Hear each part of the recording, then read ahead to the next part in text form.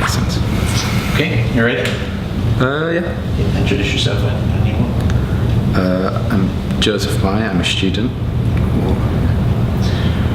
What is your favourite dystopia in fiction? Probably Blade Runner. Or Do Androids Dream of Electric Sheep from the book.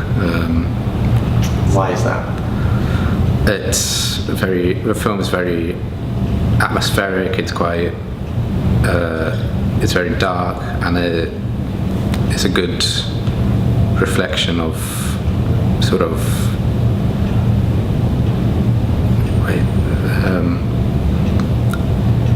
of a dystopian, sorry, I don't know what I'm saying. It's okay, you can start again. Maybe just speak up a little bit though, because there's some background noise that we'll have to cut out. So. Fine. Right. My favourite dystopian fiction is probably Blade Runner.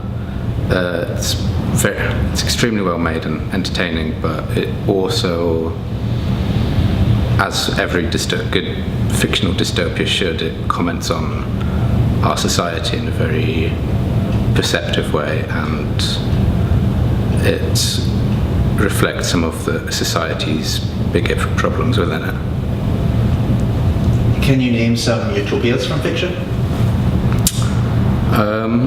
I don't think I actually can. I can't think of very many in fiction. I think there are some more classic novels that I think the concept of utopia came from. So like Gulliver's Travels has a world where it's meant to be a utopian society, but other than that I don't think there are too many, definitely in popular work. Why do you think there are more dystopias than utopias? Probably because dystopias are sort of based in reality. They're based on our own society in many ways. They're looking at what flaws in the societies and trying to expose that, magnifying what problems we have in our society into a bigger story in that way. Okay, I'm going to give you some potential scenarios from potential futures, and you can tell me what you think, how you think you would fit into this kind of future, how close you think it is to coming true, and what it might be like to live in that kind of world. Okay. So this is future number one. Civilization has been damaged by war, civil conflict, and revolution. Britain is a province in one of 3 totalitarian superstates that rule the world. It is ruled by a mysterious leader who has an intense cult of personality. The government stamps out anyone who does not fully conform to their regime, using the police and constant surveillance through household devices. How do I fit into that? Yeah, or what's your take on that world? How close do you think we are to being in that world? Anything like that?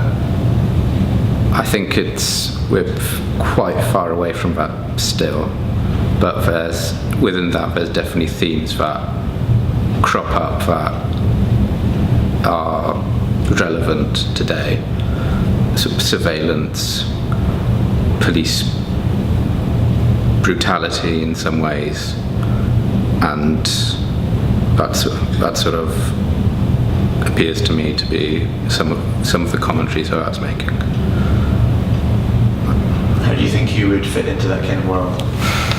I've always thought of myself as a revolutionary, and I would probably try and take down those totalitarian regimes. Alright, great. Future number 2. Earth is a founding member of an interstellar federal republic composed of numerous planetary sovereignties. The member planetary governments agree to exist semi-autonomously under a single central authority based on the principles of universal liberty, rights, and equality. and to share their knowledge and resources in peaceful cooperation and space exploration, while each member world retains its own political and social structures. A lot of stuff. So again, like, how do you think you would fit into that world? How do you think close do you think we are to being in that world? What do you think that future would be like? I think. Did you say interplanetary at the beginning? And I think we're still quite far away from that, being able to jump from planet to planet. But it's not it's an interesting future, and not sure how I'd fit into that one.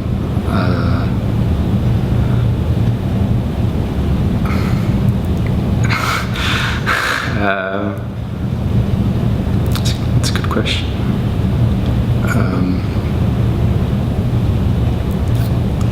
I try not to think about stuff that's too great. It's stuff I can't really comprehend like that. Okay, let's try this one. Future number 3. You're on an isolated, self-providing island in which the inhabitants have constructed a society that's cut off from the rest of the world. Self-appointed scientific experts rule with unlimited power. It is forbidden to even tell ordinary people that the Earth goes round the sun. There are no legal principles or natural law limiting the power of this elite of scientific experts. So that's like an over-reliance on the knowledge, supposed knowledge of a certain few, I guess. And that's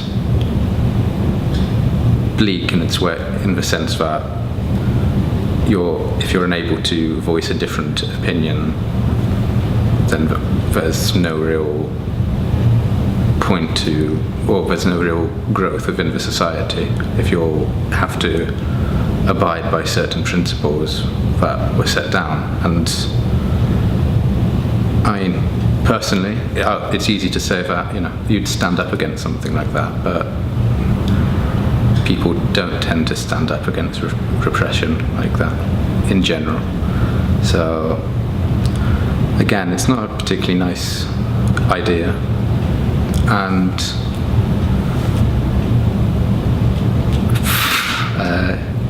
yeah, I think. Okay. Last one, future number 4. The Scottish Government tells the truth about the climate and wider ecological emergency, reverses inconsistent policies, and works alongside the media to communicate with citizens. They commit to reduce carbon emissions to net zero by 2025, and the changes are overseen by a citizens' assembly appointed by a sortition like a jury. You can only hope, but that sounds great. It's whether that's true or not, I'm not really sure. But and how long we would be away from that sort of thing. But it's a good idea. Yeah. What does your utopia look like? What's your vision for the future? With the best potential future? Well, that we somehow scramble together and manage to save our slowly dying planet. That would be good. Reverse some of climate change that we've done, and sort out some of the broader political issues that we have. I don't really have any ambitions beyond that, really, in terms of a utopian society. Okay, what do you think we can do today to get closer to that utopia? Recycle.